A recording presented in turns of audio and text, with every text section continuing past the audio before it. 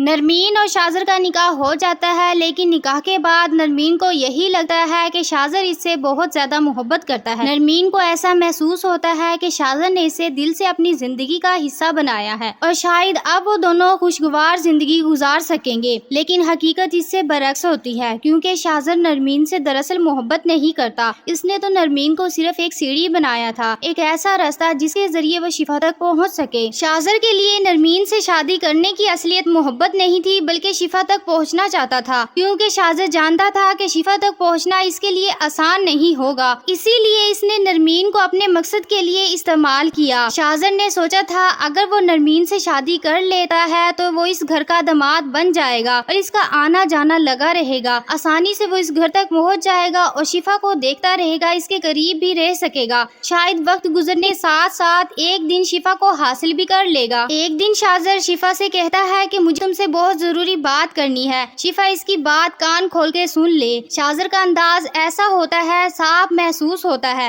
کہ وہ شفا کو ڈرانا چاہتا ہے۔ وہ اسے سمجھاتے ہوئے کہتا ہے اگر شفا نے کوئی بھی ہوشیاری یا چالاکی کرنے کی کوشش کی تو اسے یاد رکھنا چاہیے کہ وہ اس گھر کا داماد ہے اور اس گھر میں اس کی عزت اور حیثیت کیا ہے، وہ کس مقام پر ہے۔ شاذر شفا کو صاف الفاظ میں کہتا ہے کہ وہ فضول کا شور شرابہ کرنے سے گریز کرے اور خاموشی سے اس کی بات سنے۔ وہ چاہتا ہے کہ شفا اس کی بات کو سمجھ لے اور اس کے سامنے کسی قسم کی خلاف ورزی یا چالاکی کرنے کی کوشش نہ کرے۔ یہ سب سن کر شفا کہتی ہے ٹھیک ہے، تم بتاؤ کیا بات ہے، میں تمہاری بات سن رہی ہوں۔ شفا کو ابھی اندازہ نہیں ہوتا کہ شاذر اس کے سامنے کون سی بات کھولنے والا ہے جس سے اس کی زندگی میں پریشانیاں اور زیادہ بڑھ جائے گی۔ شاذر شفا کو کہتا ہے اگر وہ چاہتی ہے کہ نرمین کی زندگی برباد ہونے سے بچ جائے تو اسے چپ چاپ شاذر سے شادی کرنے کے لیے مان جانا چاہیے۔ شاذر کہتا ہے کہ نرمین اس وقت اس کے ساتھ جڑی ہوئی ہے اور وہ اسی بات کو لے کر شفا پر دباؤ ڈالتا ہے اور وہ شفا کو کہتا ہے کہ اب تو معاذ بھی دنیا میں نہیں رہا اور وہ شفا کو بے فکری انداز میں کہتا ہے معاذ کی موت کا فکر مت کرو اور کہتا ہے کہ معاذ کی زندگی اتنی ہی لکھی ہوئی تھی، نہ جانے کس بد نصیب نے اس کی جان لے لی۔ شاذر کی یہ بات سن کر شفا کے دل میں غصہ اور زیادہ بڑھ جاتا ہے، وہ خاموش رہنے کی بجائے شاذر کے سامنے اپنے دل کی بات رکھ دیتی ہے۔ شفا کہتی ہے کہ شاذر مجھے تو شک نہیں ہے، مجھے تو پورا یقین ہے کہ میرے شوہر کو تم نے ہی مارا ہے۔ شفا کے منہ سے یہ بات سن کر شاذر کے تو ہوش اڑ جاتے ہیں اور وہ کہتا ہے کہ تم اس یقین سے کیسے کہہ سکتی ہو۔ شفا کہتی ہے کہ مجھے یقین ہے اور میں اس بات کا قدم اٹھاؤں گی، میں پولیس کے پاس جا کر تمہاری رپورٹ لکھواؤں گی۔ شفا کے منہ سے یہ بات سن کر شاذر کے تو ہوش ہی اڑ جاتے ہیں۔ شفا بھی اب پیچھے ہٹنے والوں میں سے نہیں ہے، وہ صاف کہتی ہے کہ وہ پولیس کو سب کچھ بتا دے گی اور پولیس والوں کے پاس جا کر کہتی ہے